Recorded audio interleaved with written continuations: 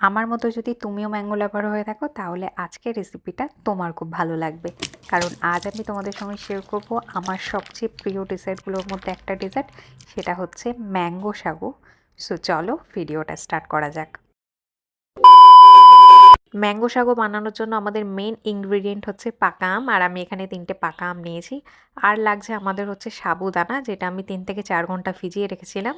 আর এখানে লাগছে হচ্ছে কোকোনাট মিল্ক, তোমরা চাইলে হচ্ছে আমন্ড মিল্কও ইউজ করতে পারো। ফার্স্ট করতে হবে হচ্ছে সাবুদানাগুলোকে খুব ভালোভাবে বয়েল করে নিতে হবে, যতক্ষণ না পর্যন্ত সাবুদানাগুলো পুরো ট্রান্সপারেন্ট হচ্ছে ততক্ষণ বয়েল করতে হবে। দেন এখানে আমি কিছু আম ছোট ছোট কিউব করে কেটে নিয়েছি, আর বাকি আম দিয়ে আমি তৈরি করে নিয়েছি ম্যাঙ্গো পিউরি। আর এটা হচ্ছে সিদ্ধ করা সাবুদানাটা কিন্তু খুব ভালোভাবে সিদ্ধ করতে হবে।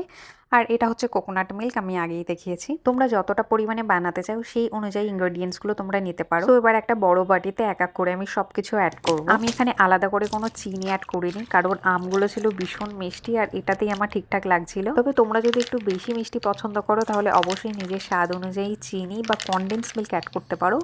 আর তোমরা চাইলে এতে চিয়া সিডস, বিভিন্ন ফ্লেভারের জেলিও অ্যাড করতে পারো। আর এই দেখো আমাদের ঠান্ডা ঠান্ডা ম্যাঙ্গো সাগো বানানো রেডি। আর এটা বানানো কতটা ইজি তোমরা তো দেখলে, আর এটা খেতে কিন্তু খুবই দারুণ। সো তোমরা বাড়িতে অবশ্যই ট্রাই করো আর কমেন্টে এসে জানিও কেমন লাগলো। সো দেখা হচ্ছে নতুন কোনো একটা ভিডিও নিয়ে, ততক্ষণ ভালো থেকো। Bye bye.